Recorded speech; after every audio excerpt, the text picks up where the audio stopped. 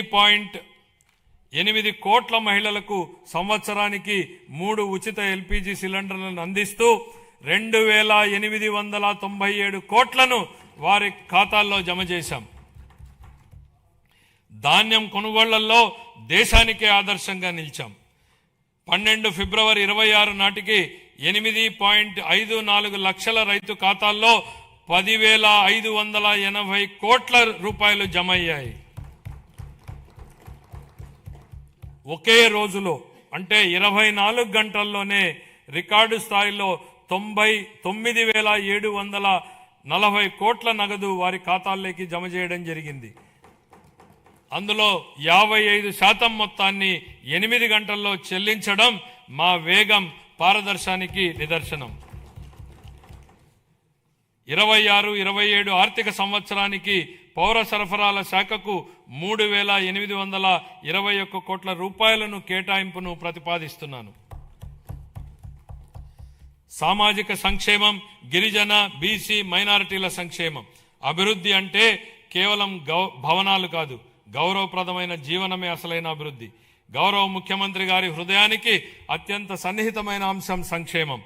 సంక్షేమం అనేది కేవలం దాతృత్వం కాదని, అది సమానత్వం, గౌరవం మరియు సామాజిక న్యాయం పట్ల ప్రభుత్వానికి ఉన్న అంకిత భావం అని ఆయన బలంగా నమ్ముతారు.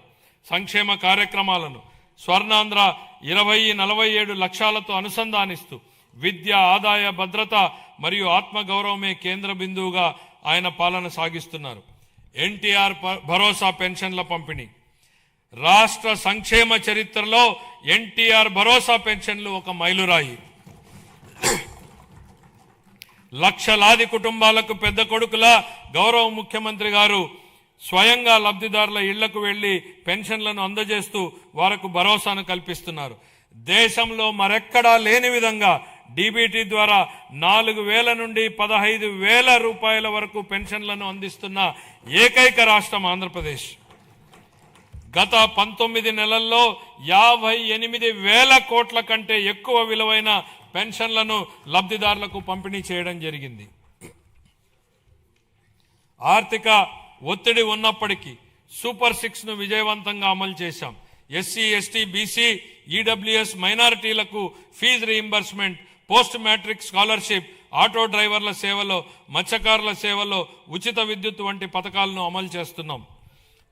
జూన్ 24 నుండి ఇప్పటి వరకు చేపట్టిన 743 సంక్షేమ హాస్టళ్ల మరమ్మతులు మరియు రెసిడెన్షియల్ పాఠశాలల పునరుద్ధరణలో పిల్లల పట్ల మా ప్రభుత్వం చూపే శ్రద్ధ స్పష్టంగా కనపడుతుంది. పిల్లలు చదువుకోవడానికి స్వచ్ఛమైన తాగునీరు, టీవీ, రియల్ టైం పర్యవేక్షణలు కల్పించి వారి ఆరోగ్యం మరియు భద్రతా వ్యవస్థలను మెరుగుపరుస్తున్నాము. వీరికి మరింత సౌకర్యాల కల్పన కోసం హాస్టళ్లు మరియు రెసిడెన్స్ పాఠశాలల కోసం నేను 300 కోట్లు కేటాయించాలని ప్రతిపాదిస్తున్నాను. 25-26 మధ్యకాలంలో వివిధ పథకాల ద్వారా మైనారిటీ సంక్షేమం కోసం మేము 3,766 కోట్ల రూపాయలను ఖర్చు చేశాం. చాలా కాలం క్రితం మూలన పడిన ప్రధానమంత్రి జన్ వికాస్ కార్యక్రమంను పునరుద్ధరించాం. 3 సంవత్సరాలుగా నిద్రాణంగా ఉన్న రాష్ట్ర వక్ఫ్ బోర్డును పునరుద్ధరించాం. మైనారిటీలకు ఆర్థిక సహాయంలో భాగంగా ఇమాంలకు గౌరవ వేతనం 10,000, మౌజన్లకి 5,000, పాస్టర్లకు 5,000 మరియు చదువులో వెనుకబడిన విద్యార్థులకు ఎంట్రన్స్ కోచింగ్ వంటి కార్యక్రమాల ద్వారా మా ప్రభుత్వం రాష్ట్ర వ్యాప్తంగా మైనారిటీ వర్గాల విద్యా పురోగతి, ఆర్థిక సాధికారత మరియు సామూహిక అంశాలపై దృష్టి సారించింది. ఉన్నత విద్య మరియు వృత్తి విద్యను అభ్యసించే బీసీ విద్యార్థులకు పూర్తి ట్యూషన్ ఫీజు రీయింబర్స్మెంట్, అలాగే పోస్ట్ మెట్రిక్ విద్యార్థులకు నిర్వహణ భత్యం ఇవ్వబడుతుంది. కల్లుగీతు కార్మికులకు మద్యం దుకాణాలలో 10% రిజర్వేషన్లు కల్పించాం. నాయి బ్రాహ్మణుల సెలూన్లకు ఉచిత విద్యుత్తును నెలకు 200 యూనిట్లకు పెంచాం. వడ్డెర కులస్తులకు మైనింగ్ లీజులో 15% రిజర్వేషన్లు మరియు సీనరేజ్ ఛార్జీలపై 50% సబ్సిడీని కల్పించాం. మహిళా సంక్షేమం. డాక్టర్ బిఆర్ అంబేద్కర్ ఇలా అన్నారు, ఒక సమాజం యొక్క పురోగతిని మహిళలు సాధించిన పురోగతి స్థాయి ద్వారా నేను కొలుస్తాను. స్వర్గీయ ఎన్టీ రామారావు గారు మహిళలకు ఆస్తిలో హక్కు, సమాన వాటా కల్పించగా మా ప్రభుత్వం ఉద్యోగాలు మరియు విద్యా సంస్థల్లో మహిళలకు 33% రిజర్వేషన్లను అమలు చేసింది. స్వర్ణాంధ్ర 2047 దార్శనికతను సాధించడంలో మహిళలు ప్రధాన పాత్ర పోషిస్తారు. సంవత్సరానికి ఆశించిన 15% వృద్ధి రేటును సాధించడానికి ఆర్థిక కార్యకలాపాల్లో వారి భాగస్వామ్యాన్ని పెంచడం చాలా ముఖ్యం. గౌరవనీయమైన ముఖ్యమంత్రి 1 సంవత్సరంలో 1,00,000 మంది మహిళా వ్యవస్థాపకులను సృష్టించాలని లక్ష్యంగా పెట్టుకున్నారు. 1 ఫ్యామిలీ 1 ఎంటర్ప్రెన్యూర్ చొరవ కింద స్వయం సహాయక సంఘాల మహిళలను చిన్న మధ్య తరహా వ్యవస్థాపకులుగా మార్చుతున్నారు.